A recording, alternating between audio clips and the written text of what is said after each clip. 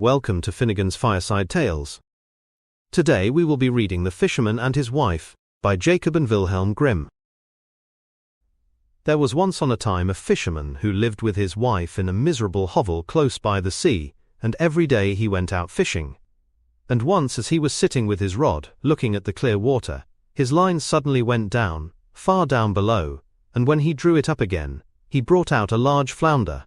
Then the flounder said to him, "Hark you, fisherman, I pray you, let me live. I am no flounder really, but an enchanted prince. What good will it do you to kill me? I should not be good to eat. Put me in the water again and let me go." "Come," said the fisherman, "there is no need for so many words about it. A fish that can talk I should certainly let go anyhow." With that he put him back again into the clear water, and the flounder went to the bottom, leaving a long streak of blood behind him. Then the fisherman got up, and went home to his wife in the hovel. "Husband," said the woman, "have you caught nothing today?" "No," said the man, "I did catch a flounder who said he was an enchanted prince, so I let him go again." "Did you not wish for anything first?" said the woman. "No," said the man, "what should I wish for?" "Ah," said the woman, "it is surely hard to have to live always in this dirty hovel. You might have wished for a small cottage for us. Go back and call him. Tell him we want to have a small cottage, he will certainly give us that." "Ah," said the man, "why should I go there again?" "Why," said the woman, "you did catch him, and you let him go again. He is sure to do it. Go at once." The man still did not quite like to go, but did not like to oppose his wife, and went to the sea. When he got there the sea was all green and yellow, and no longer so smooth, so he stood and said, "Flounder, flounder in the sea, come I pray thee here to me.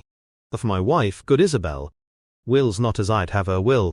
Then the flounder came swimming to him and said, "Well, what does she want then?" "Ah," said the man, "I did catch you, and my wife says I really ought to have wished for something. She does not like to live in a wretched hovel any longer, she would like to have a cottage." "Go then," said the flounder, "she has it already." When the man went home, his wife was no longer in the hovel, but instead of it there stood a small cottage, and she was sitting on a bench before the door. Then she took him by the hand and said to him, "Just come inside, look. Now isn't this a great deal better?" So they went in, and there was a small porch, and a pretty little parlor and bedroom, and a kitchen and pantry, with the best of furniture, and fitted up with the most beautiful things made of tin and brass, whatsoever was wanted. And behind the cottage there was a small yard, with hens and ducks, and a little garden with flowers and fruit. "Look," said the wife, "is not that nice?" "Yes," said the husband, "and so we must always think it. Now we will live quite contented." "We will think about that," said the wife. With that they ate something, and went to bed. Everything went well for a week or a fortnight, and then the woman said, "Hark you, husband, this cottage is far too small for us, and the garden and yard are little. The flounder might just as well have given us a larger house. I should like to live in a great stone castle. Go to the flounder and tell him to give us a castle." "Ah, wife," said the man, "the cottage is quite good enough. Why should we live in a castle?" "What?" said the woman. "Just go there. The flounder can always do that." "No, wife," said the man, "the flounder has just given us the cottage. I do not like to go back so soon, it might make him angry." "Go," said the woman, "he can do it quite easily, and will be glad to do it. Just you go to him." The man's heart grew heavy, and he would not go. He said to himself, "It is not right," and yet he went. And when he came to the sea the water was quite purple and dark blue, and grey and thick, and no longer so green and yellow, but it was still quiet. And he stood there and said, "Flounder, flounder in the sea, come I pray thee here to me. Of my wife, good Isabel, wills not as I'd have her will." "Well, what does she want then?" said the flounder. "Alas," said the man, half scared, "she wants to live in a great stone castle." "Go to it then, she is standing before the door," said the flounder.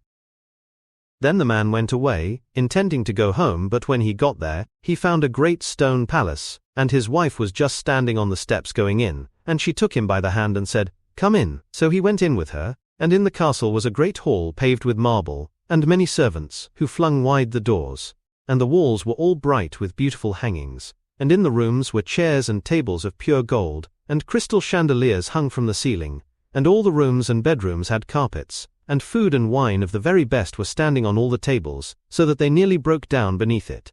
Behind the house, too, there was a great courtyard, with stables for horses and cows, and the very best of carriages. There was a magnificent large garden, too, with the most beautiful flowers and fruit trees, and a park, quite half a mile long, in which were stags, deer and hares, and everything that could be desired. "Come," said the woman, "isn't that beautiful?" "Yes, indeed," said the man. "Now let it be, and we will live in this beautiful castle, and be content." "We will consider about that," said the woman, "and sleep upon it." Thereupon they went to bed. Next morning the wife awoke first, and it was just daybreak, and from her bed she saw the beautiful country lying before her. Her husband was still stretching himself, so she poked him in the side with her elbow and said, "Get up, husband, and just peep out of the window. Look you, couldn't we be the king over all that land? Go to the flounder, we will be the king." "Ah, wife," said the man, "why should we be king? I do not want to be king." "Well," said the wife, "if you won't be king, I will. Go to the flounder, for I will be king." "Ah, wife," said the man, "why do you want to be king? I do not like to say that to him." "Why not?" said the woman. "Go to him this instant, I must be king." So the man went, and was quite unhappy because his wife wished to be king. "It is not right, it is not right," thought he. He did not wish to go, but yet he went. And when he came to the sea, it was quite dark grey, and the water heaved up from below and smelt putrid. Then he went and stood by it and said, "Flounder, flounder in the sea, come, I pray thee, here to me. Of my wife, good Isabel, wills not as I'd have her will." "Well, what does she want then?" said the flounder. "Alas," said the man, "she wants to be king." "Go to her, she is king already." So the man went, and when he came to the palace, the castle had become much larger, and had a great tower and magnificent ornaments, and the sentinel was standing before the door, and there were numbers of soldiers with kettle-drums and trumpets. And when he went inside the house, everything was of real marble and gold, with velvet covers and great golden tassels. Then the doors of the hall were opened, and there was the court in all its splendor, and his wife was sitting on a high throne of gold and diamonds, with a great crown of gold on her head, and a scepter of pure gold and jewels in her hand, and on both sides of her stood her maids-in-waiting in a row, each of them always one head shorter than the last. Then he went and stood before her and said, "Ah, wife, and now you are king." "Yes," said the woman, "now I am king." So he stood and looked at her, and when he had looked at her thus for some time he said, "And now that you are king, let all else be, now we will wish for nothing more." "Nay, husband," said the woman quite anxiously, "I find time pass very heavily, I can bear it no longer. Go to the flounder, I am king, but I must be emperor too." "Alas, wife, why do you wish to be emperor?" "Husband," said she, "go to the flounder, I will be emperor." "Alas, wife," said the man, "he cannot make you emperor. I may not say that to the fish. There is only one emperor in the land. An emperor the flounder cannot make you. I assure you he cannot." "What?" said the woman. "I am the king, and you are nothing but my husband. Will you go this moment? Go at once. If he can make a king, he can make an emperor. I will be emperor. Go instantly." So he was forced to go. As the man went, however, he was troubled in mind, and thought to himself, "It will not end well. It will not end well. Emperor is too shameless. The flounder will at last be tired out." With that he reached the sea, and the sea was quite black and thick, and began to boil up from below, so that it threw up bubbles, and such a sharp wind blew over it that it curdled, and the man was afraid. Then he went and stood by it, and said, "Flounder, flounder in the sea, come, I pray thee, here to me. Of my wife, good Isabel, wills not as I'd have her will." "Well, what does she want then?" said the flounder. "Alas, flounder," said he, "my wife wants to be emperor." "Go to her," said the flounder, "she is emperor already." So the man went, and when he got there, the whole palace was made of polished marble with alabaster figures and golden ornaments, and soldiers were marching before the door, blowing trumpets and beating cymbals and drums. And in the house barons and counts and dukes were going about as servants. Then they opened the doors to him, which were of pure gold. And when he entered, there sat his wife on a throne, which was made of one piece of gold, and was quite 2 miles high, and she wore a great golden crown that was 3 yards high, and set with diamonds and carbuncles, and in one hand she had the scepter, and in the other the imperial orb, and on both sides of her stood the yeomen of the guard in 2 rows, each being smaller than the one before him, from the biggest giant, who was 2 miles high, to the very smallest dwarf, just as big as my little finger. And before it stood a number of princes and dukes. Then the man went and stood among them, and said, "Wife, are you emperor now?" "Yes," said she, "now I am emperor." Then he stood and looked at her well, and when he had looked at her thus for some time, he said, "Ah, wife, be content, now that you are emperor." "Husband," said she, "why are you standing there? Now I am emperor, but I will be pope too. Go to the flounder." "Alas, wife," said the man, "what will you not wish for? You cannot be pope, there is but one in Christendom, he cannot make you pope." "Husband," said she, "I will be pope, go immediately, I must be pope this very day." "No, wife," said the man, "I do not like to say that to him, that would not do, it is too much, the flounder can't make you pope." "Husband," said she, "what nonsense, if he can make an emperor, he can make a pope. Go to him directly, I am emperor, and you are nothing but my husband, will you go at once?" Then he was afraid and went, but he was quite faint and shivered and shook, and his knees and legs trembled, and a high wind blew over the land, and the clouds flew, and towards evening all grew dark, and the leaves fell from the trees, and the water rose and roared, as if it were boiling, and splashed upon the shore. And in the distance he saw ships which were firing guns in their sore need, pitching and tossing on the waves. And yet in the midst of the sky there was still a small bit of blue, though on every side it was as red as in a heavy storm. So full of despair he went and stood in much fear, and said, "Flounder, flounder in the sea, come I pray thee here to me. If my wife, good Isabel, wills not as I'd have her will." "Well, what does she want then?" said the flounder. "Alas," said the man, "she wants to be pope." "Go to her then," said the flounder, "she is pope already."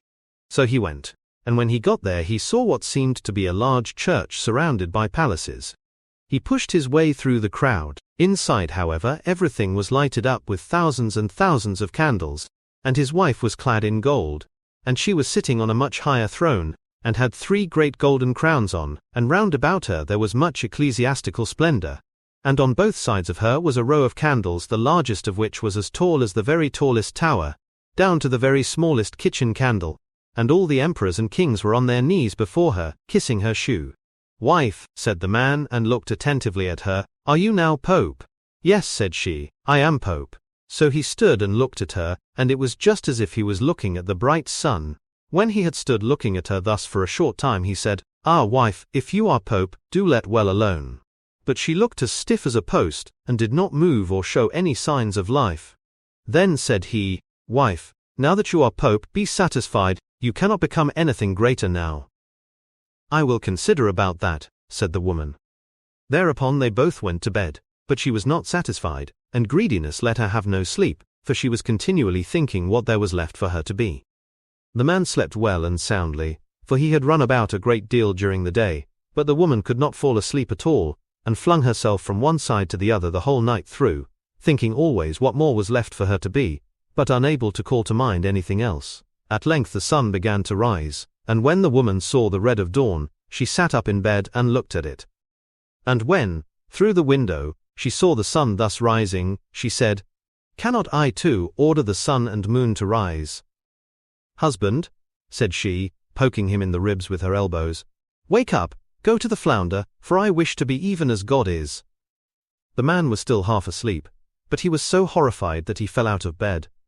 He thought he must have heard amiss, and rubbed his eyes and said, "Alas, wife, what are you saying?" "Husband," said she, "if I can't order the sun and moon to rise, and have to look on and see the sun and moon rising, I can't bear it. I shall not know what it is to have another happy hour, unless I can make them rise myself." Then she looked at him so terribly that a shudder ran over him and said, "Go at once, I wish to be like unto God." "Alas, wife," said the man, falling on his knees before her, "the flounder cannot do that. He can make an emperor and a pope. I beseech you, go on as you are and be pope." Then she fell into a rage, and her hair flew wildly about her head, and she cried, "I will not endure this, I'll not bear it any longer. Wilt thou go?" Then he put on his trousers and ran away like a madman. But outside a great storm was raging, and blowing so hard that he could scarcely keep his feet. Houses and trees toppled over, the mountains trembled, rocks rolled into the sea, the sky was pitch black, and it thundered and lightened, and the sea came in with black waves as high as church towers and mountains, and all with crests of white foam at the top. Then he cried but could not hear his own words. Flounder, flounder in the sea, come I pray thee, here to me. Of my wife, good Isabel, wills not as I'd have her will. Well, what does she want then? Said the flounder. Alas, said he, she wants to be like unto God. Go to her, and you will find her back again in the dirty hovel, and there they are living still at this very time.